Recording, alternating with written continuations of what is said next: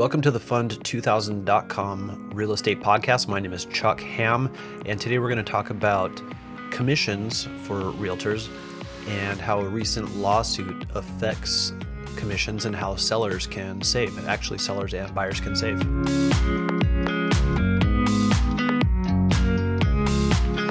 Welcome. Thanks for listening.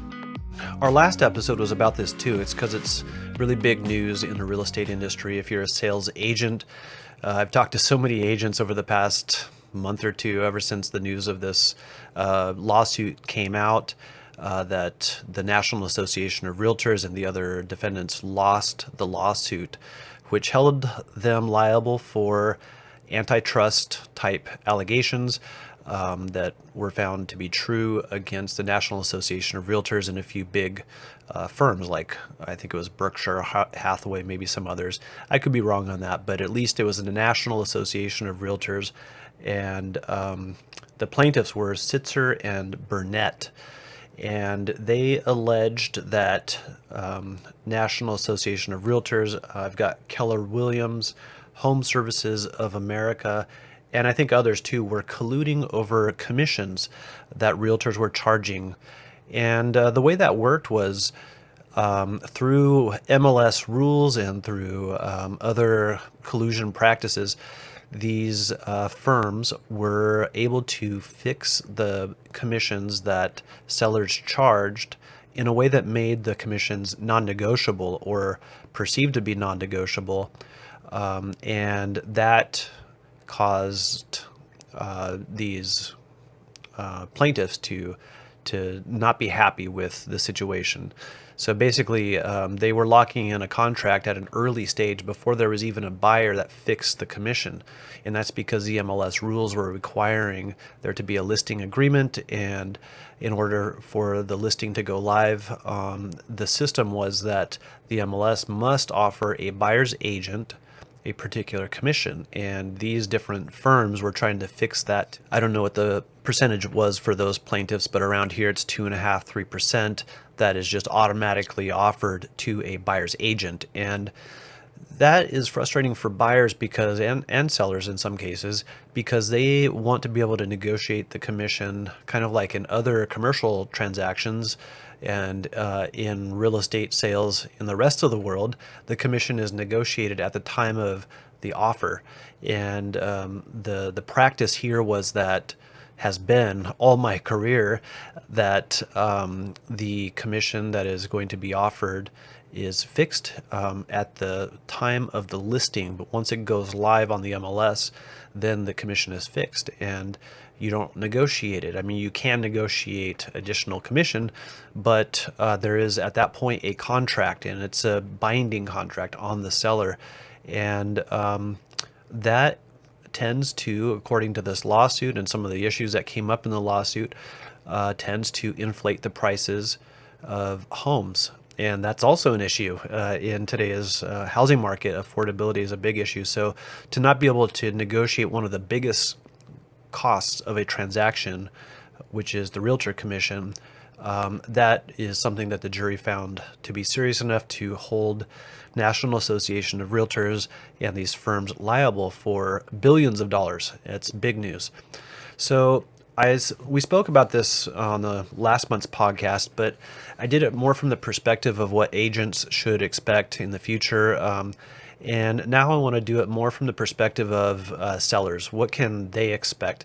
We still don't have firm decisions on how the rules are going to be affected, but we have a pretty good idea that the MLSs have already allowed us to not offer any commission on new listings. That's a rule change for at least our MLS and lots of other MLSs that I know. But previously we had to offer at least a commission. Now we can put it at zero, and that's goes to the spirit of this court decision, which we believe is going to result in a rule change that is just going to cement this idea that you don't have to offer any commission on the MLS.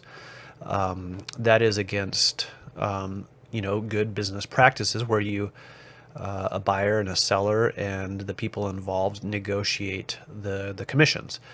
And that is in California, that is the law anyways. We have disclosures that we include in every single one of our transactions at various stages that states that commissions are negotiable. That's something that we have to disclose because the practice of firms and MLSs is to pretend like they're not negotiable and get everybody paying more money than they have to. So I've been actually, as even as an insider to all this stuff, I've been very frustrated because people don't like realtors and realtor commissions. So those are the core issues. Now, the thing that I want to highlight for buyers and sellers, and especially sellers, is you can save money now. You are not locked into any commission from at any stage. You're probably not going to be able to hire an agent for free. So the agent, when you list your property, and if you were to ask our firm to list your property, we're going to negotiate a commission for our office. And we're going to tell you probably what to expect from the buyer's agent and what they're probably going to ask for.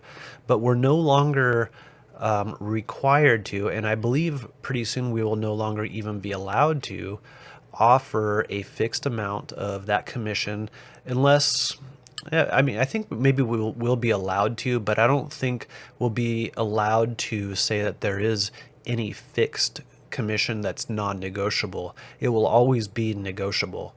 And I think that's probably the disclosure that's going to be coming up on the MLS whenever you do see a commission that's going to be offered.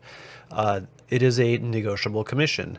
So that's what I want to tell sellers today with this podcast is you can save a lot of money. And there's going to be a lot of firms out there who are going to pretend like the market is still going to dictate the same commissions as always. That's just because that's what the businesses are built on. That's the value of the agents are going to say.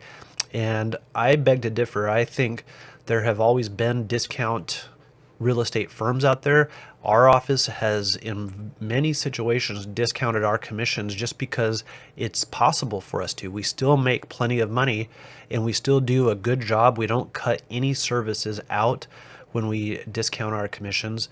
And there's no cost that we're giving up for services that are required. You aren't losing anything by paying a good realtor less if you're getting the same good service that you should get.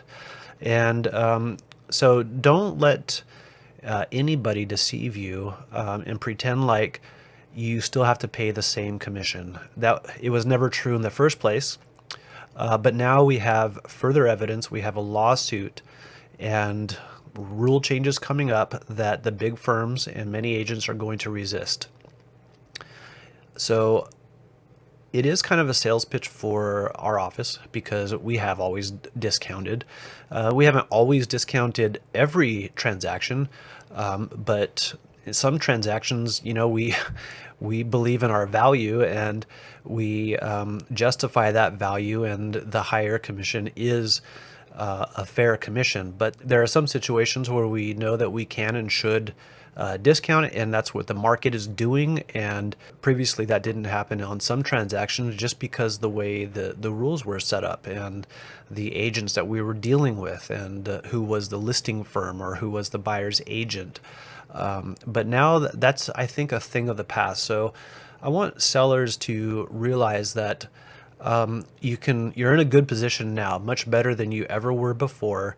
Let's talk about commissions. When we talk about selling your home, let's talk about what the reasonable commission is, what others might be charging, what our office charges.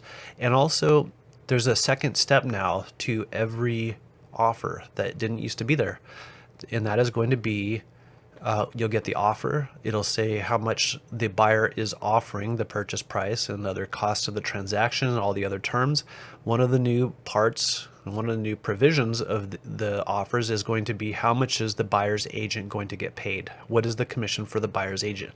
They're going to ask for 2% probably. And you as a seller, you have a right to say no. I'm willing to pay 1%, and if you want to get paid more than your buyer or somebody else can pay that, or I'm willing to pay 2% if you want to.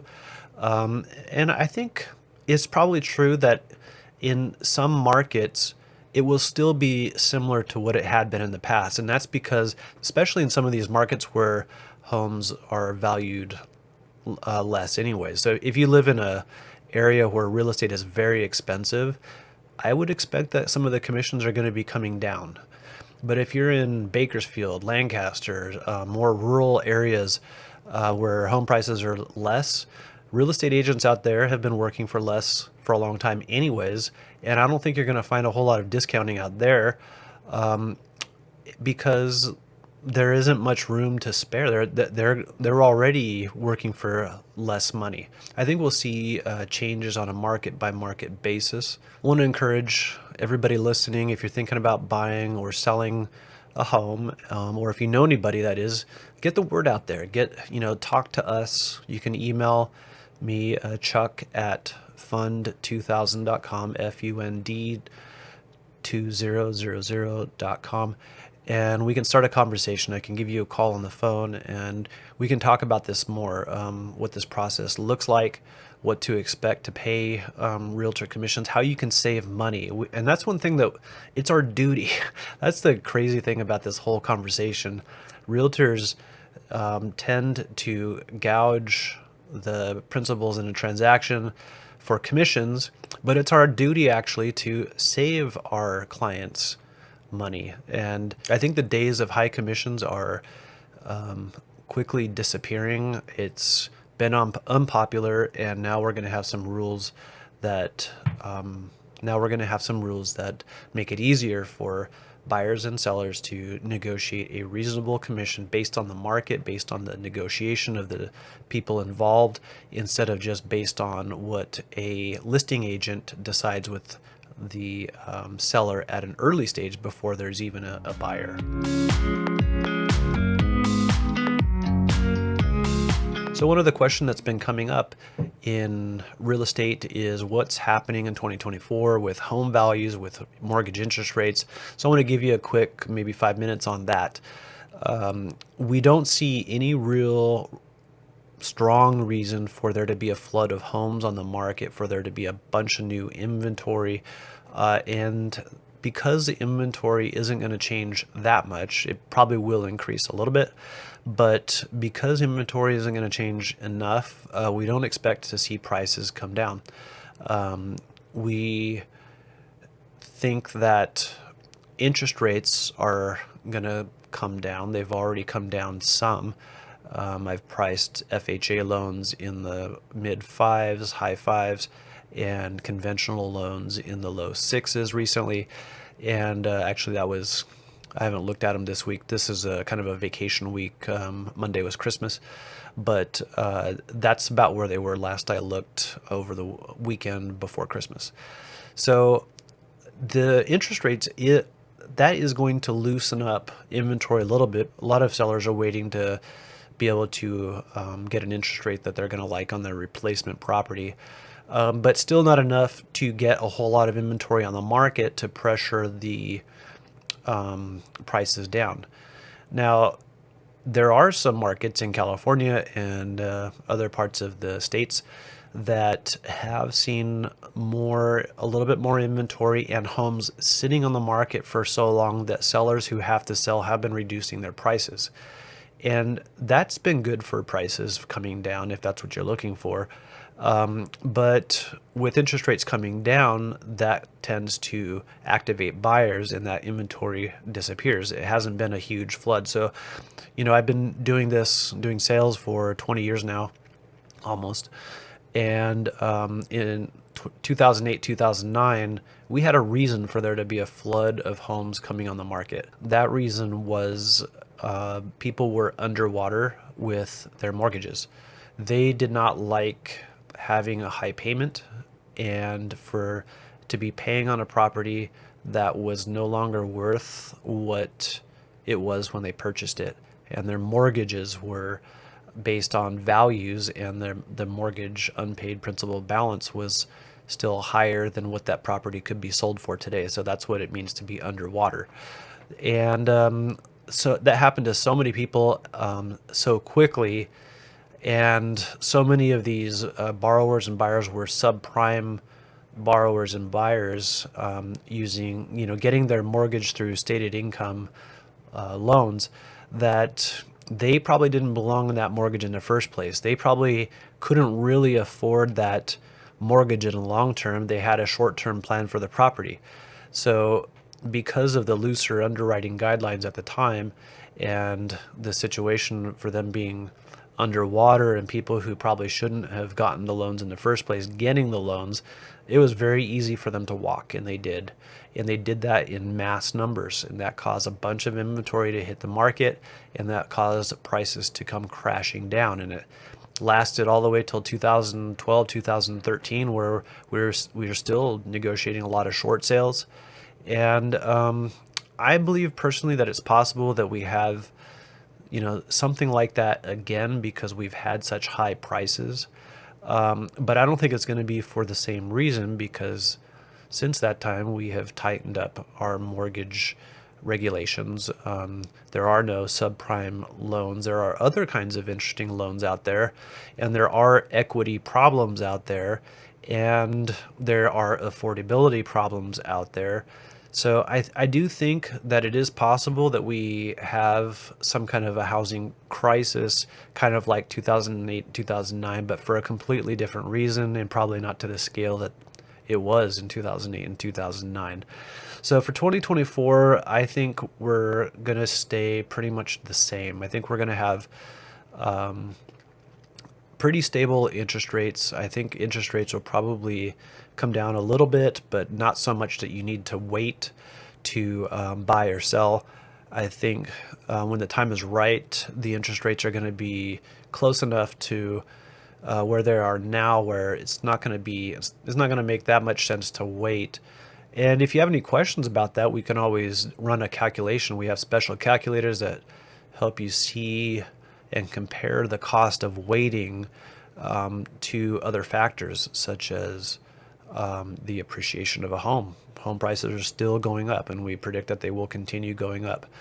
Other factors, such as what if you have to rent, and rents are high, and we compare it against the cost of renting.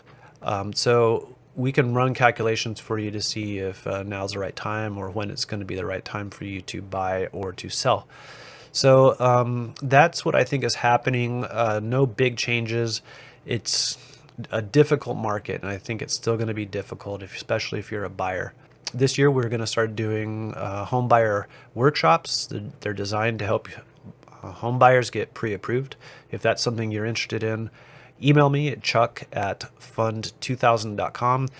The idea is to answer all your questions, go over the whole application, the whole 1003 mortgage application, everything that it's asking for, the other elements of the mortgage process, underwriting, the offers, inspections, disclosures, closing, funding the loan and closing, and lots of different things that will be probably in an evening, a few hours long, no more than a few hours, probably more like a couple hours, to fit it into an evening so that people can get their questions answered and understand the basic process.